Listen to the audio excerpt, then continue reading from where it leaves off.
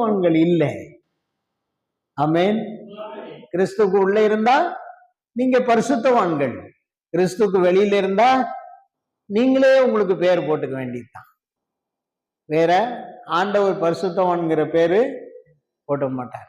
அல்லேலூயா, அல்லேலூயா. கர்த்தர் நல்லவர். இன்னொரு வசனத்தை நாம் படிக்கலாம்.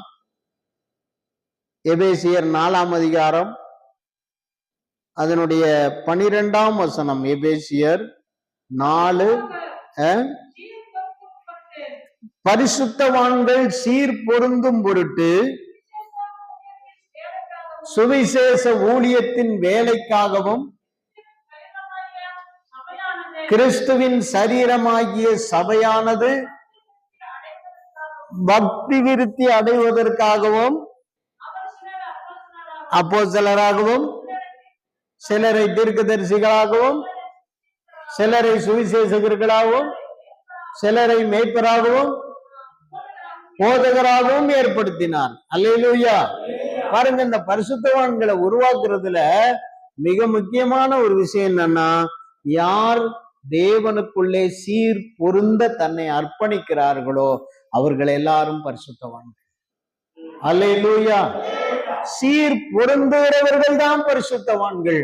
கிறிஸ்துவுக்குள் தங்களை அர்ப்பணித்து ஒவ்வொரு கடிந்து கொள்ளுதல் வரும்போது, கண்டிப்பு வரும்போது, உங்களுக்கு ஆண்டவருடைய வசனம் உங்களை சந்திக்கும் போது, கர்த்தருடைய வார்த்தை உங்களுக்கு எதிரடையாய் வந்தாலும் சரி, கடினமாய் வந்தாலும் சரி, எச்சரிப்பாய் வந்தாலும் சரி, ஆசீர்வாதமாய் வந்தாலும் சரி, எல்லாவற்றையும் ஏற்றுக்கொண்டு இந்தந்த விஷயத்துல நான் இப்படி வாழணும், இந்தந்த விஷயத்துல நான் இப்படி பொருந்தி வாழணும், இந்தந்த மாதிரி நான் சரியான ஒரு அனுபவத்துல என் வாழ்க்கையை நடத்தி கொண்டு போக வேண்டும் என்று யார் சீர் பொருந்துகிறார்களோ, சீர் பொருந்துகிறவர்களை பரிசுத்தவான் என்று வேதம் சொல்லுகிறது.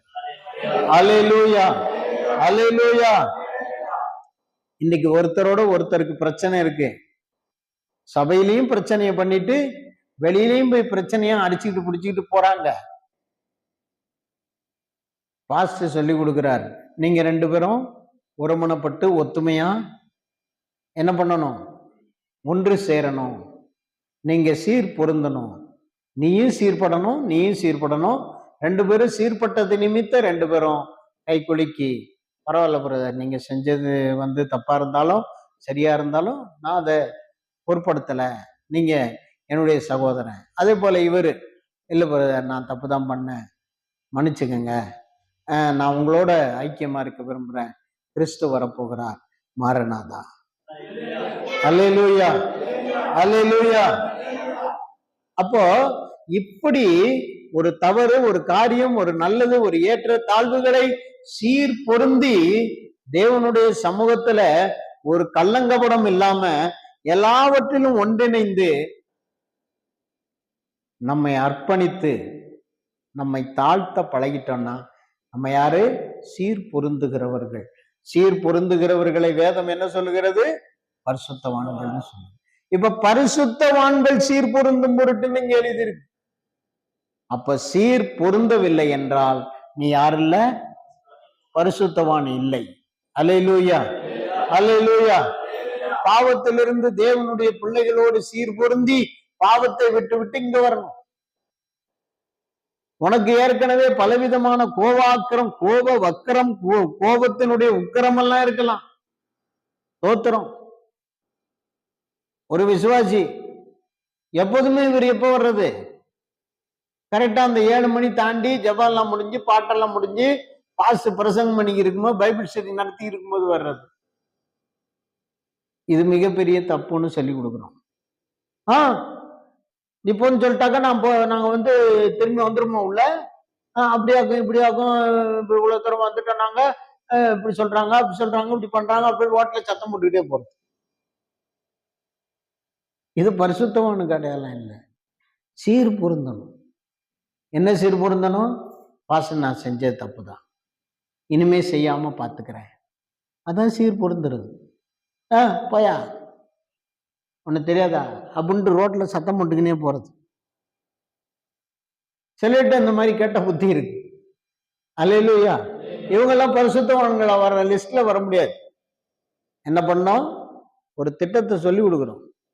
அம்மா டைமுக்கு சரியான நேரத்துக்கு வந்துருங்க, அட்லீஸ்ட் ஒரு 5 நிமிஷம் முந்தி கூட வந்துருங்க, பட் 5 நிமிஷம் பிந்தி வராதிங்க அப்படின்னு சொல்லும்போது, பாஸ் நான் அப்படித்தான் செய்யணும், இனிமே அப்படிதான் நடக்கணும்னு விரும்புறேன் அப்படின்னு சீர் பொருந்தணும். அல்லேலூயா. ஆராதனைக்கு வராம இருக்காதீங்க, பைபிள் ஸ்டடிக்கு வராம இருக்காதீங்க அப்படின்னு இந்த பலருக்கு சொல்றோம். இந்த இடத்துல சபையில வந்திருக்கிற ஒவ்வொருத்தருக்கும் சொல்லி சொல்லி அனுப்புறோம். கேட்டுவிட்டு போக வேண்டியது, ஆனா அவன் சீர் பொருந்துறது கிடையாது. சரி, பாஸ் சொல்றது எவ்வளவு நல்லது, நம்ம பைபிள் ஸ்டடியில கலந்துக்கிட்டா தானே 4 வார்த்தையை நம்ம கேட்க முடியும். அது நேரமே போய் நம்ம ஜெபம் பண்ணி ஆயத்தப்படணும்ல. அங்க பாய போட்டு வைக்கலாம், அங்க ஒரு ஸ்பீக்கர் பாக்ஸ் எடுத்து வைக்கலாம், அங்க ஒரு மைக் எடுத்து வைக்கலாம், ஒரு பாட்டு புக் எடுத்து வைக்கலாம், ஒரு ட்ரம் எடுத்து வைக்கலாம். அது நேரமே போனாதானே நம்ம செய்ய முடியும்ன்ற அந்த புத்தி, அதான் சீர் பொருந்தல். ஒரு வசனத்தை படிக்கிறோம், ஒரு அதிகாரத்தை படிச்சுக்கிட்டு இருக்கும்போது அந்த அதிகாரம் நம்ம பற்றி பேசுது. உடனே அந்த அதிகாரத்துக்கு நம்ம அர்ப்பணிப்பது. ஆண்டவரே, இந்த வசனத்துல சொல்லப்பட்டிருக்கிற பாவி நான் தான், என்னை பரிசுத்தமா மாத்துங்க, என்னை தூய்மைப்படுத்துங்க, என்னை உமக்கேற்ற புள்ள உமக்கேற்ற ஒரு பரிசுத்தமா மாற்றுங்கன்னு சொல்லி ஆண்டவரே அந்த வசனத்தை படிச்சுக்கிட்டு இருக்கும் போதே அந்த வசனத்துக்கு அர்ப்பணிக்கிறதா சீர் பொருந்துறது. இன்னைக்கும் நான் செய்யறேன். ஒரு அதிகாரத்தை ஒரு பைபிள்ல அனுதினமும் படிக்கிற பக்கமா இருக்கும். பல முறை நம்ம படிச்சுட்டு வர்றோம், பல முறை பைபிளை படிச்சுட்டு இருக்கிறோம். அல்லேலூயா. ஆனா அதை படிச்சுட்டு வரும்போதே சில வார்த்தைகள் நம்மோடு பேசும். உடனே அந்த வார்த்தைக்கு அர்ப்பணித்த ஆண்டவரே, இந்த வசனத்தின்படி என்னை நீர் ஆசீர்வதி, இந்த வசனத்தின்படி என்னை நான் தாழ்த்துகிறேன், இந்த வசனம் நான் தான், என்னை நான் ஒப்பு கொடுக்கிறேன், என்னோடு இந்த வசனம் பேசுது ஆண்டவரே அப்படின்னு உடனே அதுக்கு வார்த்தைக்கு அடிபணிஞ்சு கீழ்ப்படிஞ்சு உணர்வடைஞ்சு சோத்திரம் பண்ணி கண்ணீர் விட்டு அப்படி ஜெபம் பண்ணும்போது அது சீர் பொருந்துதல். அல்லேலூயா, அல்லேலூயா. சட்டை பொருந்துனா தானே போட்டுக்க முடியும் இல்லையா? அதே மாதிரி நம்ம ஒரு கண்ணாடி போடுறோம்னாக்கா, இவ்வளோ பெருசு ஒரு கண்ணாடியை தூக்கின்னு கொடுத்து போட்டுக்கனாக்கா போட முடியுமா? அது பொருந்துமா? கண்ணுல பொருந்துமா? பெரிய உயரமான கிழவன், இவ்வளவு பெரிய மண்டா வச்சிருக்கிறவன் போடுற கண்ணாடியை தூக்கி நம்மகிட்ட கொண்டு வந்து கொடுத்துருந்தா, நல்ல கண்ணாடி போட்டு போட முடியுமா? அது பொருந்துமா? நமக்கு பொருந்தாது. இதே போல நீ கிறிஸ்துவுக்குள்ள தேவையில்லாத ஒரு அளவுல இருப்ப, உன்னை சரி பண்ணி உன்னை சரியாக்கி செட்டாக்கி உன்னை கரெக்டா பொருந்த வைக்கிறது ஆண்டோடைய வேலை. நீ பொருந்த ஒப்பு கொடுத்தா நீ பரிசுத்தவான். நீ பொருந்த ஒப்பு கொடுக்கலன்னா நீ வேஸ்ட், தூக்கி வீசிடுவார். அல்லேலூயா, அல்லேலூயா. கடைசியா ஒரு வசனத்தை நாம் படிக்க போறோம். கொலோசியருக்கு எழுதின நிருபம் 1ஆம் அதிகாரம் 27ஆம் வசனம். யார் பரிசுத்தவான்? கொலோசியர் 1:27.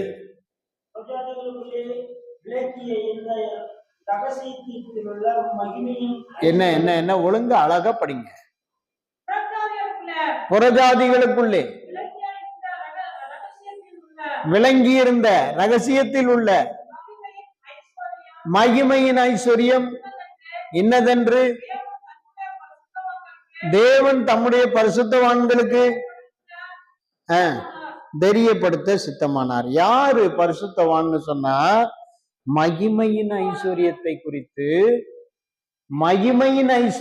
குறித்து சிந்திக்கிறவர்கள். அல்லேலூயா, அல்லேலூயா.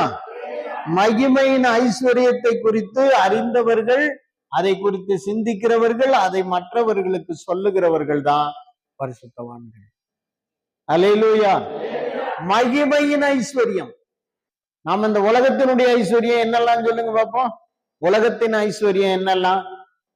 பணம், பொருள், காரு, பைக்கு, கட்டடம், வீடு, நல்ல தாராளமான வீடு, நல்ல வசதியான வீடு, நல்ல காஸ்ட்லி செப்பல், நல்ல துணிமணிங்க, நல்ல உணவு, நல்ல சாப்பாடு, எந்த குறையும் இல்லை, தேடி தேடி வருது எல்லாமே. இதுக்கு பேர் என்னது? உலகத்தின் ஐஸ்வர்யம். நல்ல அழகு, மூஞ்சி நல்ல தெளிவான மூஞ்சி, மூஞ்சில ஒரு புள்ளி கூட இல்ல.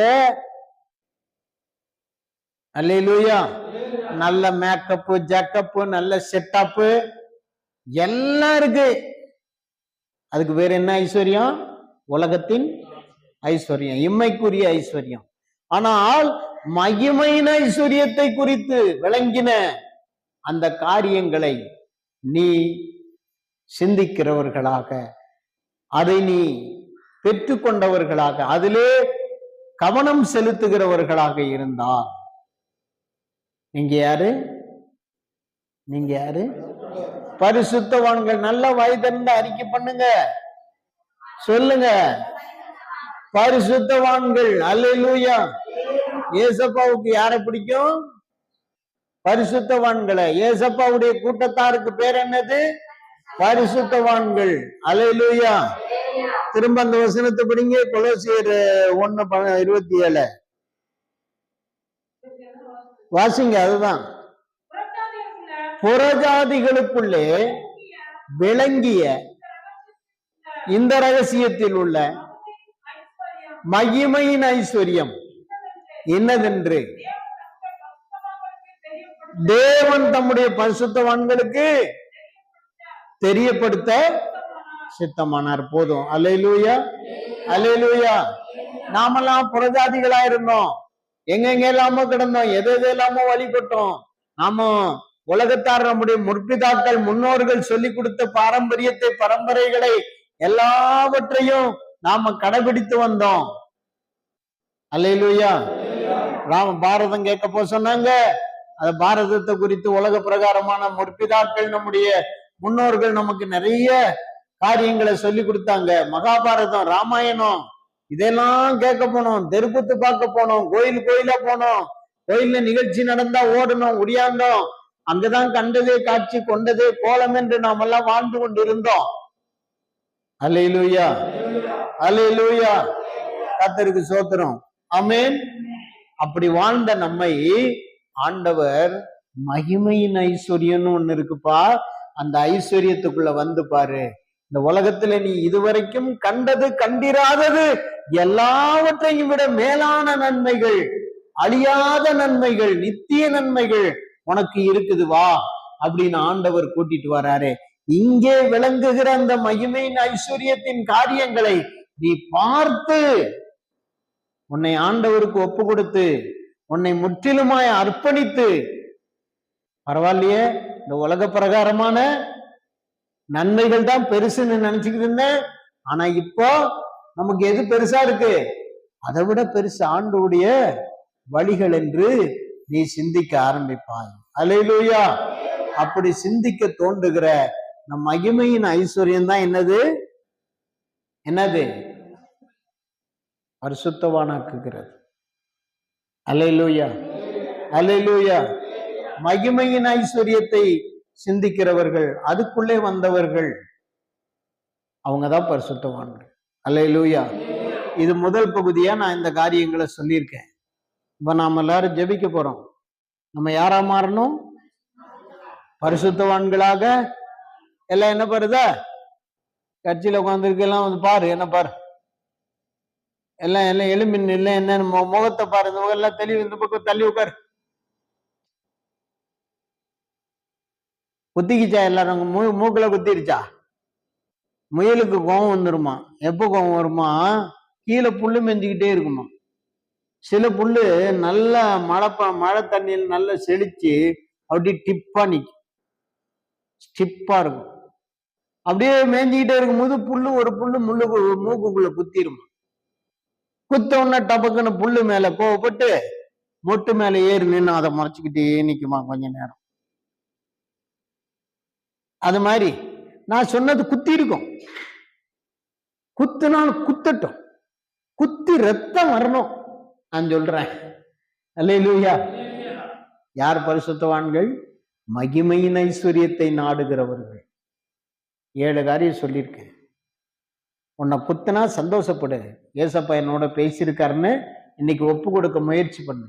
எதையெல்லாம் கர்த்தருக்காக விட்டெறியணுமோ அதை விட்டெறிஞ்சிட்டு மகிமையின் ஐஸ்வர்யத்தை தேடிவா. கர்த்தர் உன்னை ஆசீர்வதிப்பா. உலகத்துக்கு பயப்படாத.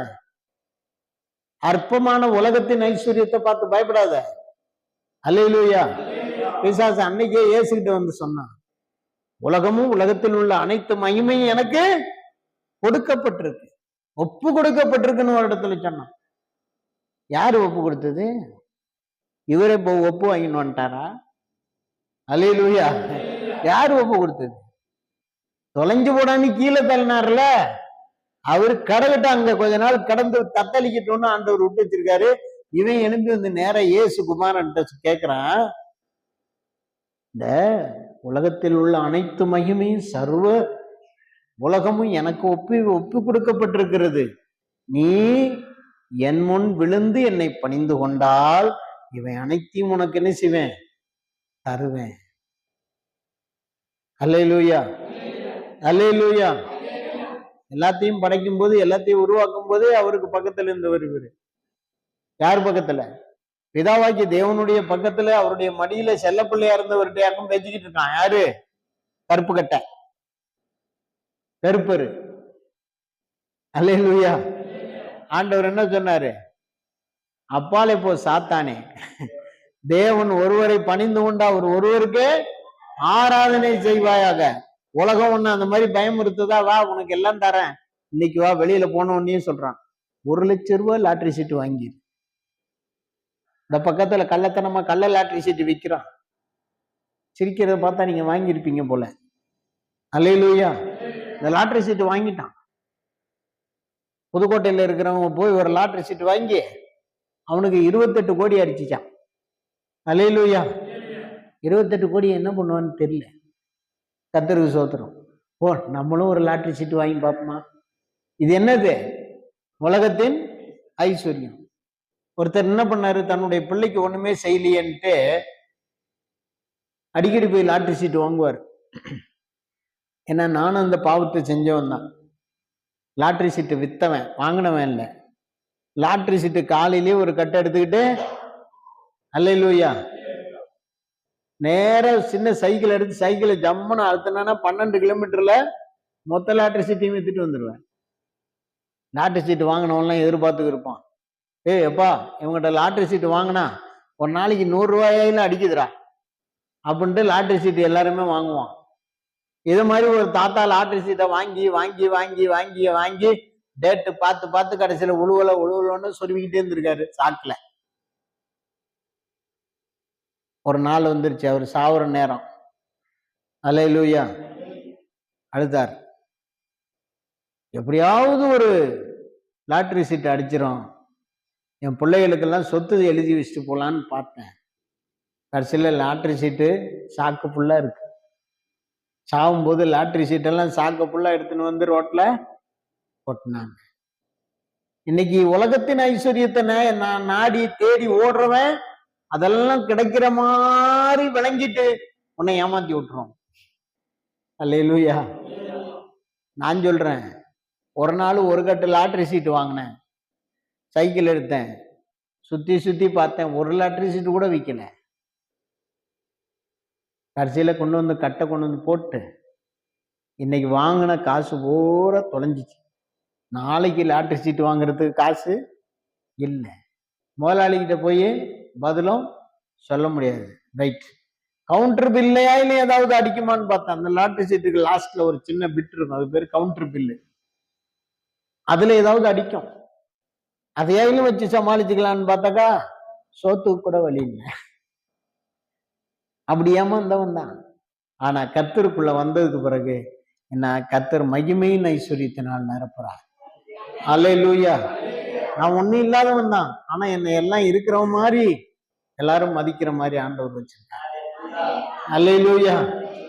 எனவே நீ பரிசுத்தமான மாறணும்னா உலக பிரகாரமான காரியங்களை விட்டு விட்டு மகிமையின் ஐஸ்வர்யத்தை நாடுகிற ஒரு சந்தோஷத்துக்குள்ள வா. கர்த்தர் உன்னை ஐஸ்வர்யவானா மட்டுமல்ல, மகிமையின் ஐஸ்வர்யவானா மாத்தி உன்னை பரிசுத்தமானாவும் விளங்க பண்ணுவார். கர்த்தர் சீக்கிரம் வரப்போறார். அல்லேலூயா. எல்லாரும்